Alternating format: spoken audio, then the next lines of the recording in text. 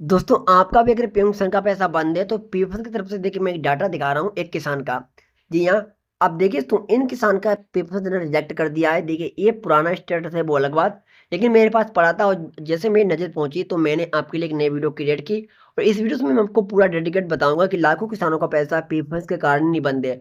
PM के कारण ही उनका नहीं पैसा आ रहा है। आप सोच रहे हो कि पीएम ये कौन सा ब्यूरो है, ये कौन सा सिस्टम है, आप पीएम के कारण बता रहे हो कि पैसा नहीं आ रहा है। जी हाँ, आपको अभी पता ही नहीं है, बहुत सारे किसानों को ही नहीं पता है। जी हाँ। अब देखिए सुनो दोस्तों, मैं जो यहाँ पे डाटा दिखा रहा हूँ, देखिए यहाँ पर पेपर्स ने इनका रिजेक्ट कर दिया।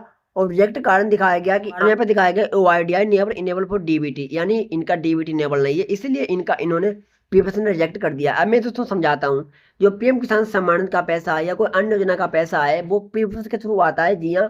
और पेपर्स दोस्तों जो है एक हफ्ते पहले ही यहाँ पे डाटा को चेकअप करती है यहाँ पे अकाउंट का।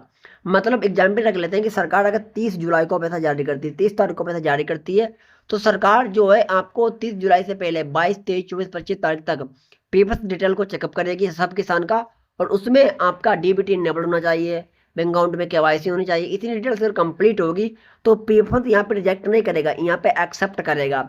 और जब एक्सेप्ट करेगा तभी आपका फंड ट्रांसफर होगा, तभी आपके अकाउंट में फंड आएगा। ध्यान रखना। जी हाँ दोस्तों, तो जितने भी किसान योजना के लाभार्थी हैं, अगर उनका पेपर इस तरीके से रिजेक्ट किया है तो कारण यहाँ पे दिखाया गया होगा कि कारण क्या है। कारण दो ही हो सकते हैं, या तो आपका डीबीटी इनेबल नहीं है, या फिर दूसरा ऑप्शन है कि आपके अकाउंट में केवाईसी नहीं है। इन्हीं दो के कारण आपका जो है यहाँ पे रिजेक्ट करेगा पेपर, और तभी नहीं पैसा आ रहा है।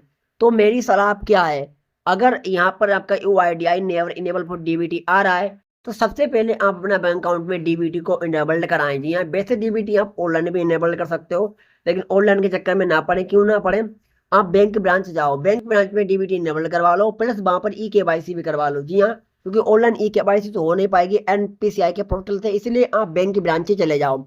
वहां से आपके NPCI यानी डीबीटी इनेबल हो जाएगा, और आपका दोस्तों जो केवाईसी वहां से भी हो जाएगी। जी हाँ, जब ये दोनों काम आपके डन हो जाएंगे, जो सरकार अगले इंस्टॉलमेंट जारी करेगी तो उसमें आपका PFMS डाटा एक्सेप्ट कर लेगा।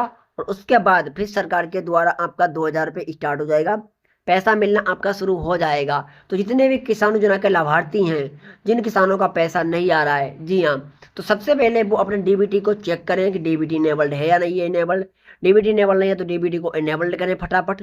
अगर केवाईसी नहीं है तो केवाईसी करें, चाहे वो कोई भी बैंक में खाता हो, मतलब भारत के किसी भी आल बैंक में से कोई बैंक में खाता हो, आपको डीबीटी लिंक होना चाहिए, केवाईसी कंप्लीट होना चाहिए। और तभी पीएफ डेटा एक्सेप्ट करेगी, तभी आपको अगली इंस्टॉलमेंट जो सरकार 24वीं इंस्टॉलमेंट जारी करेगी आपको अगस्त से नवंबर के भीतर किसी भी महीने में, तो वो 24वीं इंस्टॉलमेंट का पैसा आपके अकाउंट में आएगा, अकाउंट में पैसा मिलेगा। अगर आप इस बात को ध्यान नहीं देते हो तो फिर से आपका PFMS डाटा रिजेक्ट करेगा। और जब रिजेक्ट करेगा तो सिंपल सी बात है, सरकार आपके अकाउंट में 2000 रुपये आपके अकाउंट में नहीं भेजेगी, पैसा आपके अकाउंट में नहीं मिलने वाला है। तो जितने भी किसान योजना के लाभार्थी हैं उनको मैं चिल्ला चिल्ला कर बता रहा हूँ कि भाई यहाँ पे स्टेट्स को चेक करो, डीबीटी स्टेट्स को चेक करो, केवाईसी डिटेल्स को चेक करो और कंप्लीट करो, फिर तो पैसा स्टार्ट ही होगा। तो प्लीज़ वीडियो को एक लाइक करना और यस के योजना 2 चैनल को भी सब्सक्राइब करना।